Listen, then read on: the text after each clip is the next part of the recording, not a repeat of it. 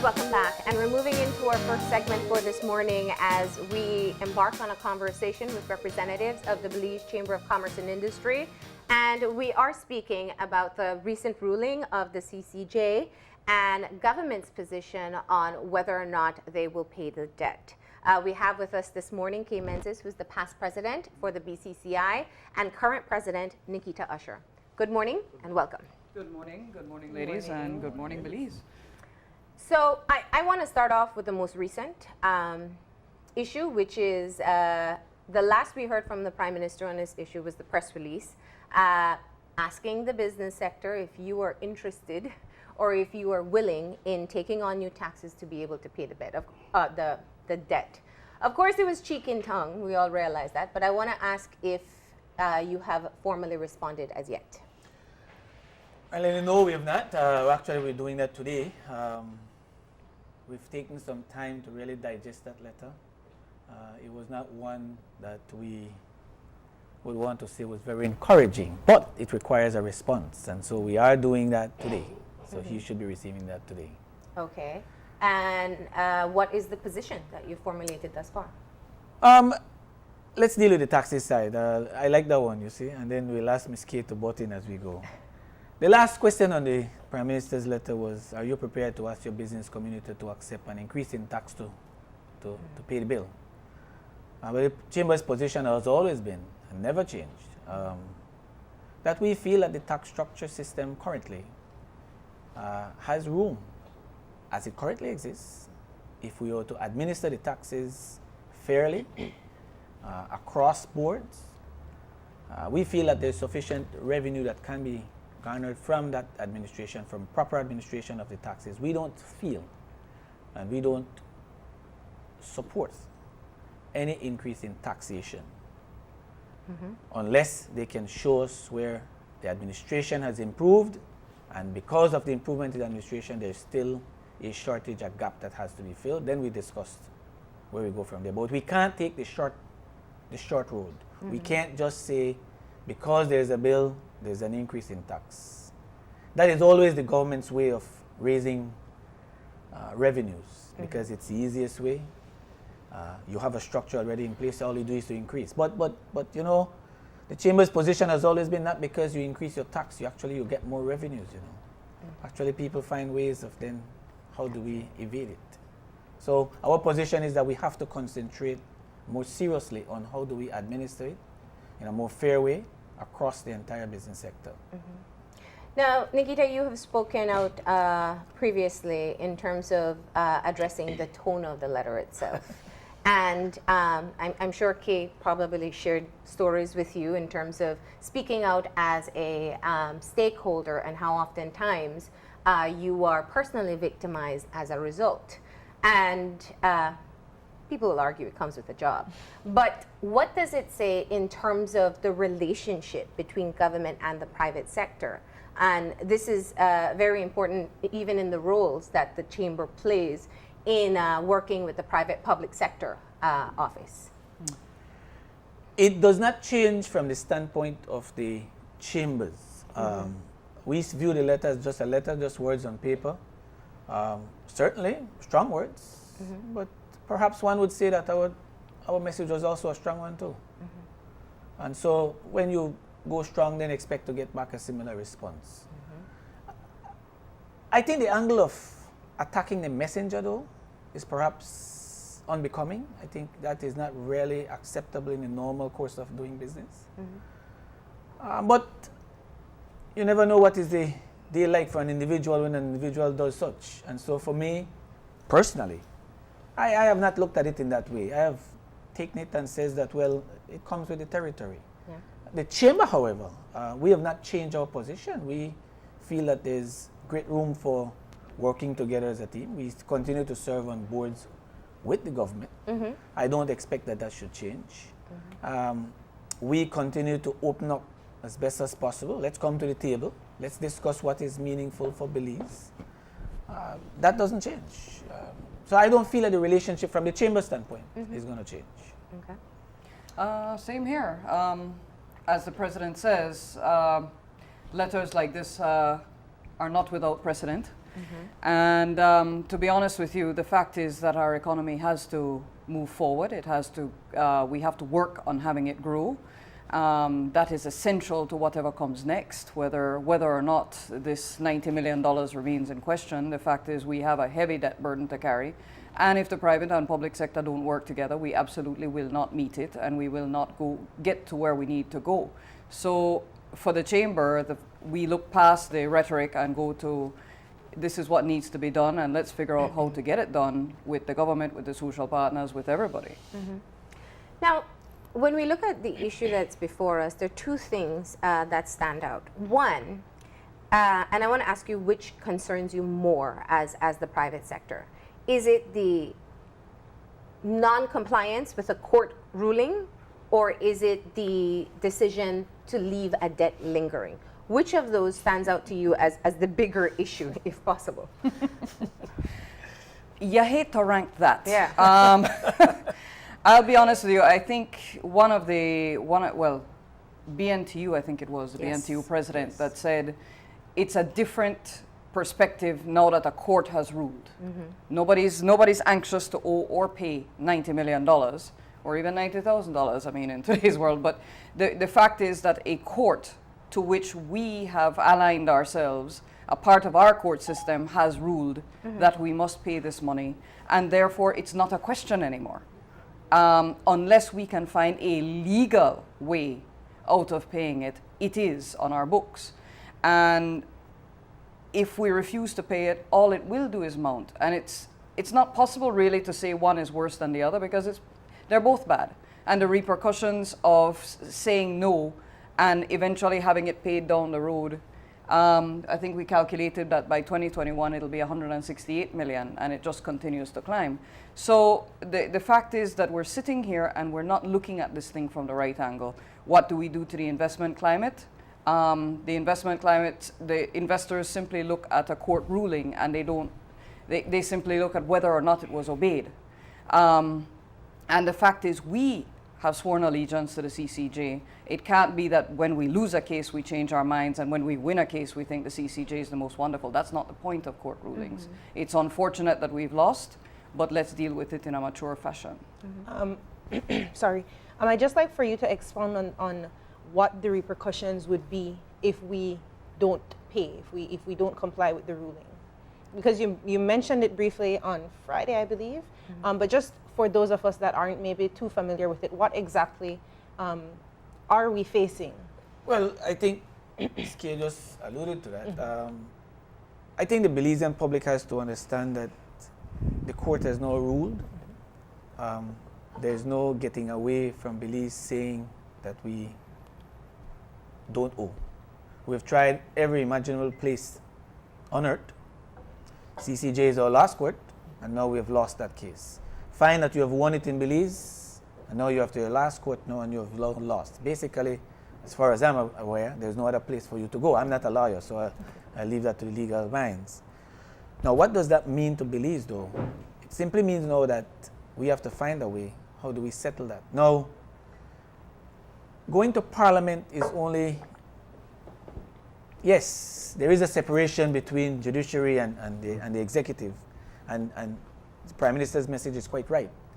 You can only instruct me now to say go to the executive and or the House to get now your order to pay. And saying no, he's right. I mean, everybody will vote their conscience, but it does not mean that saying no means that your debt is now gone, that you don't owe. You continue to owe it. That doesn't stop. You go to courts, simple. You go to courts and you buy whatever you buy, and you owe it, and the collection man come and he collect back your goods. That is the exchange. But there's still some debt that you still have to continue paying. The debt doesn't erase, is the point that we're trying to raise. And Kay has mentioned one point there, that we have done some calculation, future value of that money. It's going to be around 168 million if the numbers are accurate. That's our own calculation if we wait until 2020. Yeah. Well, that's not really new news, because the Prime Minister himself said it could reach up to $1 billion in many, many more years. But it can remain as an unpaid debt. And I think that's, for me, a part of the clarity. the Prime Minister uses the example of countries that don't honor debts because of their view as to how the debt was accrued in the first place, and that this was a normal thing. And obviously, being in the business sector, you're more aware as to how often this happens and what impact it has. So can I have a response to that particular issue, that some countries are able to function with an unpaid debt? I think most of the economies that he named are in a lot better shape than we are. One of the issues for us is that the ease of doing business index just came out. It actually came out the same day as the news of the ruling, and we had fallen something like 9 places on an already low measurement. Now, if at this point in time we should all the public and private sector should be working together to try and raise the image of the country, this does not help. In fact, this has a direct aspect on the direct impact on some of the ratings within that doing business ranking. So the actual fact is that we need to be not looking just because New Zealand or some other economy has done. What we need to be looking at is that 90 million is owing to us, 90 million and counting. It was 88 when the judgment was first announced. And it will continue to climb. And somewhere along the line, he's absolutely right about this point that he made as well. Somebody's going to feel the urge to pay it. And when that somebody authorizes it finally, it will be us who pay it. The picture, as I said, changes when it's a court ruling, as opposed to just somebody walking and saying, you owe me this. It is now a court that is saying you are authorized to collect this sum of money from the government of Belize. And that's something that has to be taken very, very seriously, beyond politics. It has to be taken seriously as an economic issue. Now, this is I think, where the issue gets murky, when we look at the political aspect of this. And in my mind, I believe there are 2 decisions that were made that has led us to this point. One was the original settlement agreement, which the chamber spoke out about at that time. Yes, all the stakeholders spoke out against. The public reacted as well. And then we had the decision to take it through all the courts, which accrued legal fees and also added to the interest of the 90 million where we are at this point. It seems to be that separating the first decision, which of course was by a PUP administration at that time, is where people are having difficulty in being able to understand the impact. And I want to ask you, how do you, if you were to explain to Joe and Jane public about what the origins of the debt means to the actual payment of the debt? Well, in 2007, when the news came to light that we had backed, essentially we had provided a government guarantee for a private institution, reasons were given, and those reasons were not accepted by the public, not accepted by the social partners, absolutely not accepted by the chamber. To this day, they are still not accepted. The original decision was a wrong one. It may have been deemed lawful, but it was ethically and morally wrong to have done what was done.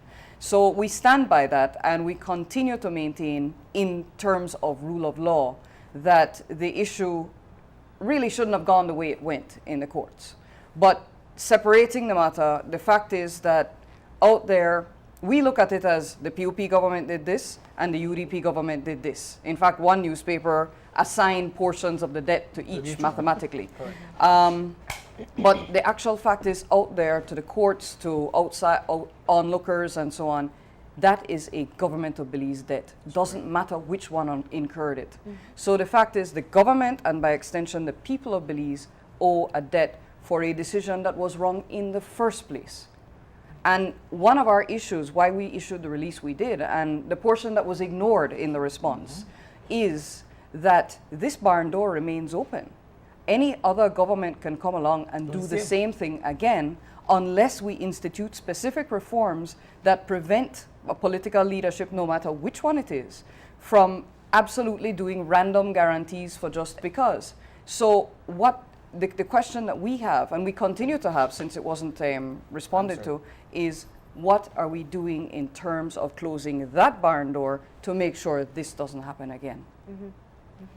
And I appreciate how you worded that in terms of being able to recognize that it was deemed a legal decision. In other words, the courts agreed that there wasn't any illegal act in making the settle agreement. But whether or not it was done as the government of Belize, it's a great opportunity to understand how our government system works. That when the government of Belize makes a decision, it is still Belize. It is still us as Belizeans, no matter who is the prime minister at that time or which political party. But I still want to go back to the same question. It seems that we are unable, and I believe that in the address by the Prime Minister and by the responses of other ministers, there is no separation of the first wrong decision and this decision now to not pay. I'm not certain that that there's no separation. I think the Prime Minister went at length to try and make sure that he, for political reasons, laid the blame squarely on the other side. Yeah. If you notice what we have done as our press release, we have actually laid blame on both of their doors. One, of course, what took offense to the whole press release was the fact that Prime Minister claims that he had won 2 cases in Belize, and what would we have wanted him to pay even though he had won. And the point that we are raising is, but remember, there's a case in London that we also lost. No payment was done. And so the question was asked of the chamber, would you have wanted us to pay at that point in time? I think, though, Marlene, there is a clear separation, and I think I have to agree with Kay. The newspaper article that came out, I think it was last week, separated who did what. At the end of the day, the bottom line remains, it's Belize that owes $90 million. And it's not the parliamentarians who will pay $90 million. Parliamentarians will go to the House, vote yes or no, but at the end of the day, it's us who will pay $90 million. And that's the problem that we have. That's a challenge that we are trying to put on the table for the Belizean people to understand. But the other side of that is, I've always looked at it, when we have errors, how do we, yes, we fix that error, but how do we correct it that we don't have a repeat of the same? Hence the reason why we're asking for serious consideration to fast track some of the reforms that we need to close, using Kay's words, to close that barn door that still remains open. How do we put in place not having ministerial discretion in most of our laws? How do we discourage or make it impossible for the government to sign sovereign guarantees without any sort of consideration, discussion, consultation with the general public? I used the term on the last show where I said, if we are going to pay for it, then we must have more say. And that is what we are saying. That is the reform that we are pushing for. Those are some of the reforms that we want to see included in some of the changes that has to come in the laws. Now, it seems that, and he stated that much, the Prime Minister spoke of having legal advice on this particular route forward in making the decision to vote no at the House in paying the debt. We've spoken, we had one conversation with a constitutional lawyer who speaks of other avenues that can be taken to try to get the debt paid. Coming out at this point in terms as the voice of the private sector and understanding the impact on the economy, what is your recommendation, if it were to be taken, as to what should be done about the debt? Are you suggesting a payment of $90 million at this time, or are you suggesting a payment plan, as the NTUCB is suggesting at this point, to be able to address the debt? Marlene, I don't know the government's finances because I'm not involved in their finances, but one can only tell based on what you see on the ground. There's very limited movement on the part of government. There's not much projects that you're seeing happening. So one can only believe that they will not have $90 million to fork up as a check to pay. That is my opinion. If I am in a businessman, if I am wearing a businessman cap, I would be sitting down trying to negotiate a way out. How do I settle? Do I do it on a partial payment? That's what I would have suggested. But I don't know that government can write a check for $90 million as it speaks right now. I don't know, but I might be wrong. FinSec would have to answer that question. Okay, I don't know if... No, it's the question we've all been asking ourselves since the 22nd of November when the news of the judgment came out. And honestly, it does, I think, require trying to sit down with the plaintiff, as it were, the investor, and trying to negotiate a way forward. But honestly, I agree with the president. I don't see where we'll get 90 million from without cutting seriously essential programs. And even so, we're very well squeezed. So to be honest, we are at the mercy of, I think, the victor in this case, and that only adds to the mess. No, I don't think there's a pretty answer for this one, to be honest with you. But you would perhaps see the best route forward as some sort of discussion as to how to settle the debt. Yeah, I don't think there's a way out of at least making an effort to negotiate. do so. Now remember, we have to pass the hurdle on Friday, right? The hurdle is that they have to go to the House and see whether or not they will pay. So that hurdle has to be passed first. That's going to be an interesting House meeting. I think that's one that we'll have to listen to. I think it will be a very interesting House meeting, but I also think based on the statements that have been made, we have a clear indication as to what the decision will be, unless something changes between now and then. All right. Decision is only by majority, though. It's going to be interesting to see who votes where. That's going to be more interesting. Yeah. Now let's take a step back and look at the larger issue here, because I think we can speak specifically about the UHS debt, but what we're seeing is a substantial amount of money being paid out for drawn-out court processes that were failed on our end. And, you know, I know we always speak of the Prime Minister's acumen as a lawyer and how we have trust in that. But it seems that the court processes we've embarked on have not been beneficial to this country. What is and the rule of law is set up and the court system is set up so people can have access to fair decisions, but it is not working out in our favor. And I want to get your response on that, because these decisions are not made at the point of payment. They're made at the point of taking it to the first court and moving all the way through. And you're right, because actually we're embarking now on something, and perhaps I'm going to say this a little too early. We're actually looking at how our taxpayers are being spent. We want to do a summary of exactly what you just explained. But let me go at that point for you. The challenge that we have is how those monies are being spent, the legal side of it. Again, it goes back to reform. Can the government just simply get up one day and say, I will take this matter to court? Where is the advice that is being received? Have we seen that? Who is the chief advisor?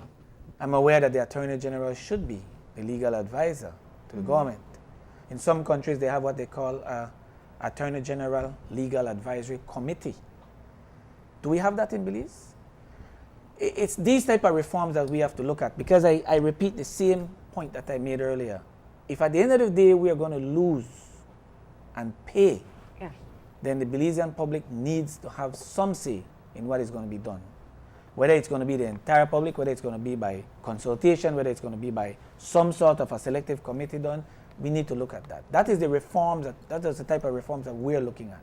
It has to encompass a wide scope of, can any minister get up one day and says, you know what, I don't like Marlene, I'll take her to court? Who decides that?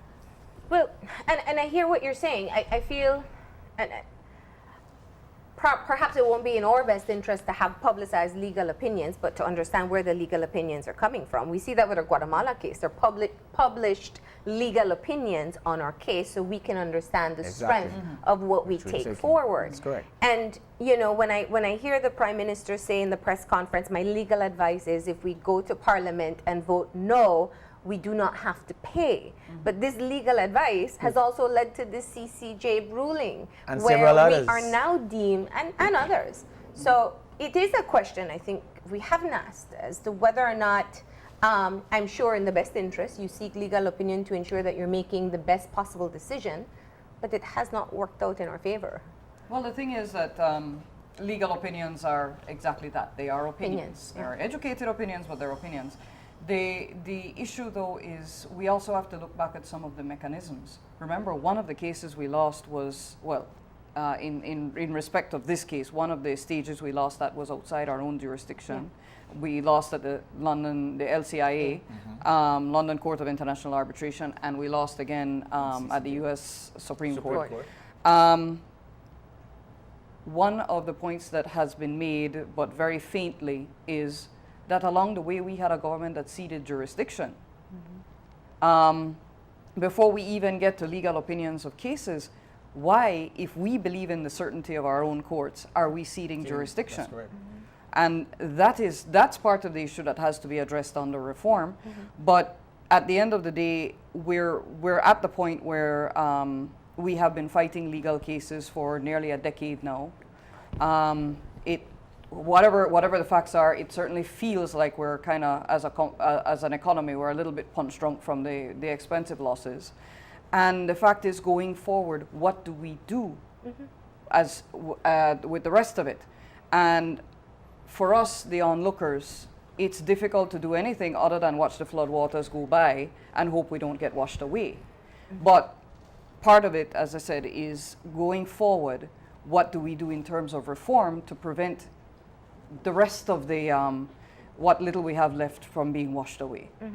And nobody yet is addressing the fact that this happened. Yeah. It happened because it could, and how do we make sure it doesn't happen again? Yeah. And that's what I wanted to ask you. How do we make sure that that doesn't happen again? This is where we've opened up with some suggestions. We don't think we have all the ideas, but back in the early 2000s, we were discussing political reform. It was a very hot topic, and somehow we need to go back to those the suggestions of the original Reform Commission, look and see where those recommendations went, because some small ones were implemented, major reform was never undertaken, and we have to start looking at our check and balance mechanisms. We have the Ombudsman, we have the Contractor General, we suggested at least something like 5 of them in our release.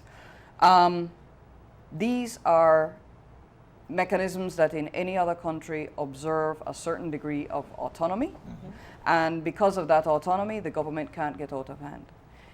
What I think is lost in the discussion is that because you are the government, it doesn't mean you are the ultimate and only power.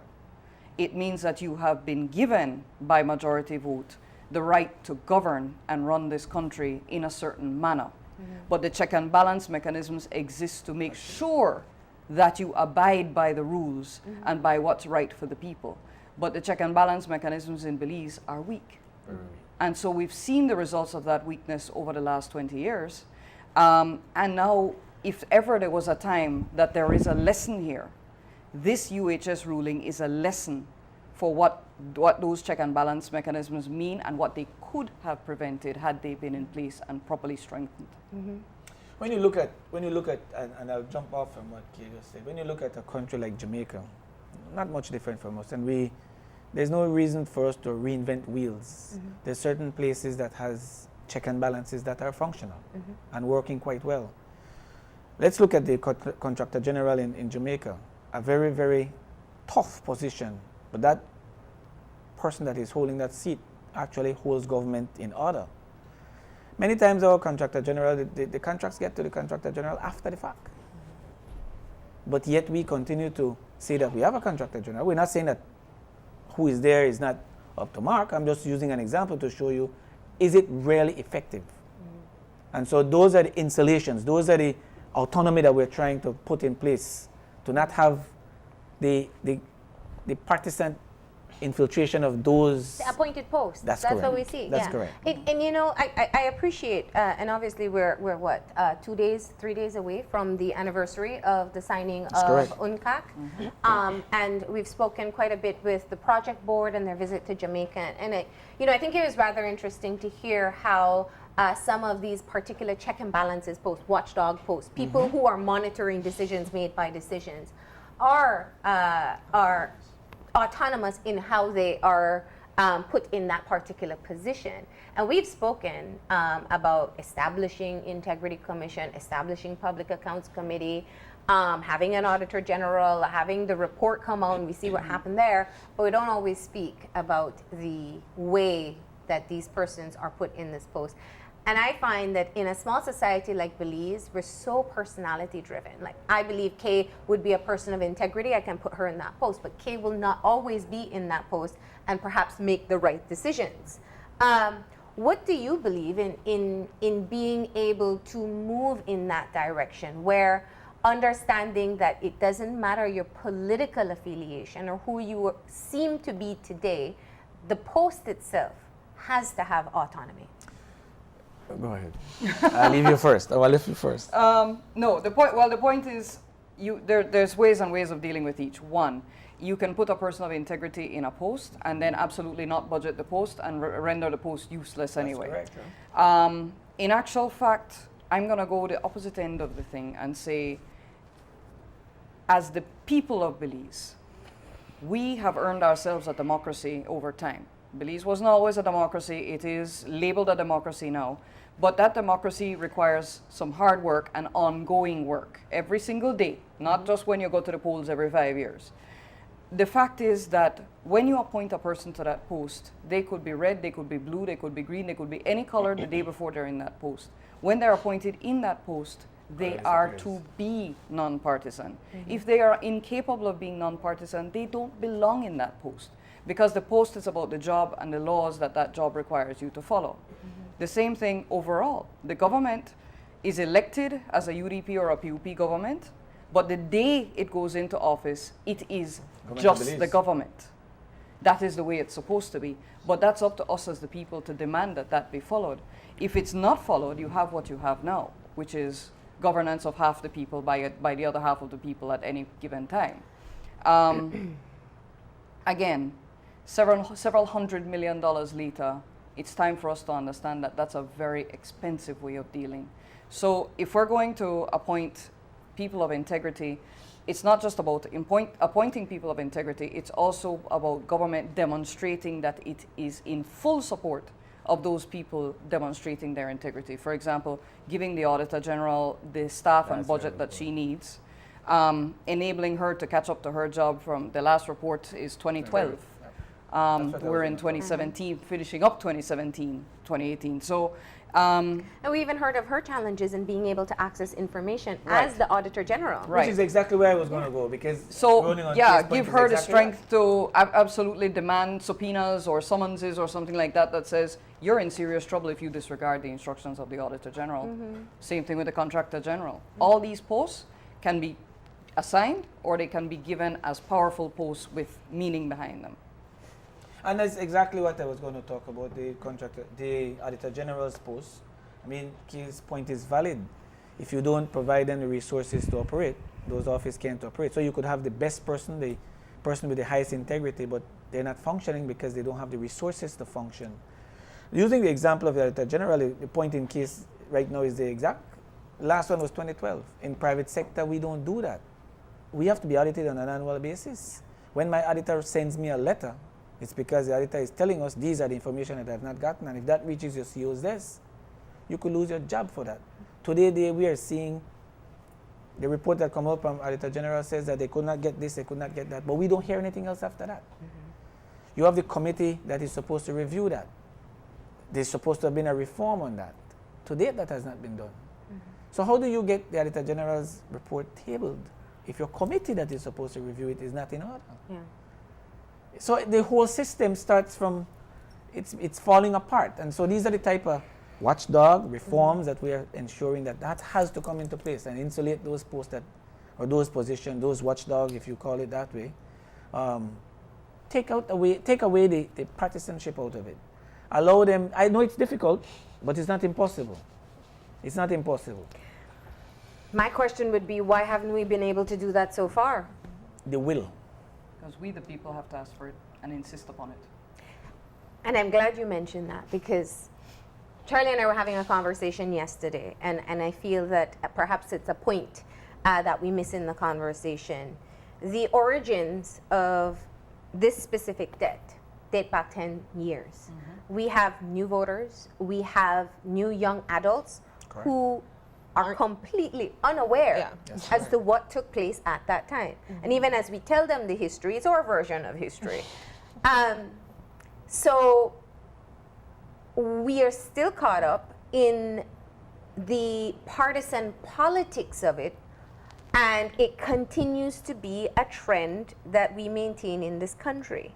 Why is it important, or how do we get to the point where we can have the wider public have some sort of understanding as to what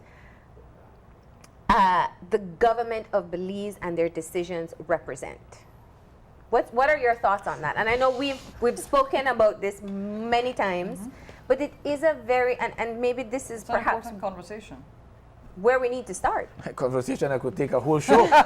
Longer than that. Many shows. Longer than that. But I mean, I've seen people who are well educated, people who hold positions where they understand the importance of how the economy is functioning, but when it comes to decisions, they still see it blue or red.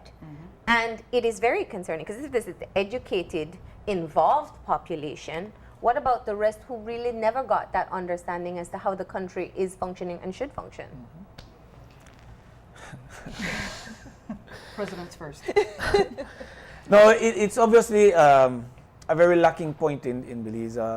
There has to be that awareness, and if you allow the politicians to do it, it's going to be their version all the time. And unfortunately, our voters don't hear that around the time election is coming. I know we started a show with Chamber on the business perspective. We kind of tailor that towards business side.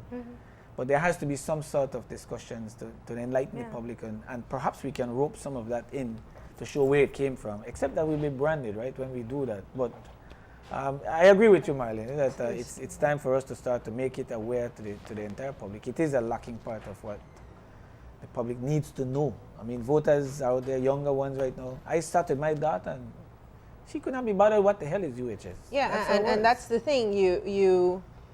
It's overwhelming. It's an overwhelming topic. And I mean, I remember 2005, but I can't tell you what was happening.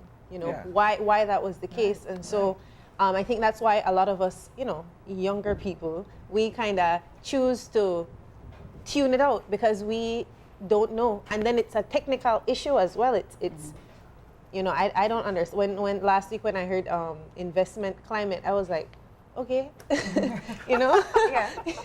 okay, what is that, Can we have a weather report? Okay, well, I knew it wasn't that, but it's the reality that, and most of our population is quite young. We don't know. We are in the dark when it comes to the issue. I think fundamentally, if we're ever going to put the country on the right course, there has to be an understanding, and I don't know how we convey that understanding, that blue and red politics is actually what's holding us back. If you look at the 36 years of our life as a country, we could have been so much further ahead without the effects of partisanship. I can't work with you because you did this, and you have to do this and this because you are the wrong color, and get out, I'm going to fire you because your family, your last name, and this kind of thing. I'm sorry, you live in a country of 360,000 Belizeans. We can quibble about the numbers, but we have less than 400,000 of us in this country trying to make it run. It is impossible for it to happen if we carve out half at any one time and punish them for what they may have done in the polling booth or not. The fact is, we need to raise our talent, we need to nurture our talent, we need to encourage our businesses to get ahead, and we need to figure out how this country moves without assigning a color coding to it, because the color coding is in the way of all of that happening. I can't turn around and say this time Marlene is supporting the government, so when the next government come in, I will fire Marlene. It doesn't work that way. It happens that way, but it does not work. It is non-functional. So for young people like you coming up, what I would encourage you guys is to start talking the country before party talk, because we've been living under the party before country for much too long, and it has hurt us almost irreparably. We need to take the words of, the infamous words of former Representative Mark King and just say no party first. And it is an important conversation that we just don't have. Now, it is perhaps why this issue of the debt and whether or not we pay it has become, I know there's a street interview running as a part of a political ad with everyday Belizeans saying, no, don't pay, don't pay. And when we had the constitutional lawyer on set, she spoke of our inability to get a ruling from the court if it's for anything, maintenance, whatever issue. I can't tell the court I won't pay. I am obligated to pay that debt, or I go to jail. That's correct. And so the mixed messaging that takes place there, that a government, our country, our leaders can make a decision to not pay a debt, while their individual citizens are not held to those same standards. So when you put forward your position, understanding that the current context of the country is red or blue, how do you give the most clear message as to the implications of disobeying a court ruling and the implications of non-payment of a debt, despite whatever color code you'll be placed in? Well, I think we did that, and I received a call after I did the interview, and I was told that a group of guys in the barber shop have asked that we, as a chamber, take time out to go a little deeper than where we are and take it down to nuts and bolts. They're fully in support. This is from the barber shop. I'm getting a call saying, love your position, but take it down a little further for us outside here to understand. And I think the fundamental point that we continue to raise, and it can't be shied away from, is that Belize will owe 90 million plus, irregardless of whether the decision on Friday is a no. That can't be taken away. I mean, the analogy that you used just a minute ago, and if you go to the courts for maintenance purposes and the court rule, you have to do it, otherwise you go to jail. That's no different. They take it out of your salary. Exactly. Yeah. But I think in another interview I had raised the point that, and Kay mentioned it a little bit earlier, we can't be taking the decision of the CCJ in one day because it ruled in our favor, and then in another day we don't want it. I use the example of only maybe a month ago, there was a ruling on the BTL matter where they went to the court asking whether or not it should be US or Belize dollars. The court ruled that it should be US dollars. They honored it, right? They had to pay by a certain date. So how is it then that you could have honored that one, and today now a different one comes up and you choose not to honor that one? It can't be cherry picking which one you want to honor. A court is a court. When the court has ruled, that is final. Unless I'm guided by the legal minds that tells me that you can do it any other way, I really don't know of another way. But certainly I do appreciate and do agree with you that we do have to take it to another level. And I'm trusting that when we start again, we can have some longer discussions on explaining even further. And that's why we take the time out to emphasize the point that the debt will not go away. That has to be told, that has the Belizean public has to understand that it's us who will pay and not the parliamentarian who will pay. So you could say red and blue, but it ain't going to be divided red pay and blue no pay. It's going to be all of us who will pay. I think more than that, we can't, I don't know how else to explain that one. Well, I was thinking about the best analogy, and I was thinking, in terms of you pay a certain amount on average for your light bill every month. But one particular month, while you were traveling for work or something like that, you picnically run up your light bill. Left on all the lights in the house, left the fridge door open, did everything to make sure that your light bill was astronomical the following month. Can you go to BEL and tell them you're not going to pay it because it wasn't you? That's where it comes back to the government of Belize brought this debt on our heads. A court has ruled irrevocably that debt must be paid. The court walks away and says, we've made our ruling, and they move on to the next case. But the interest clock continues to run on the debt, just like BEL will say to you, well, I'm sorry, if you won't pay, I have to cut you out. Not my fault, the electricity bill is high, you talk to your picnic. So we have to talk to a picnic them and tell them, stop, run up the bills. But at this point in time, we're back to, If there is a legal way out of the 90 million, bravo.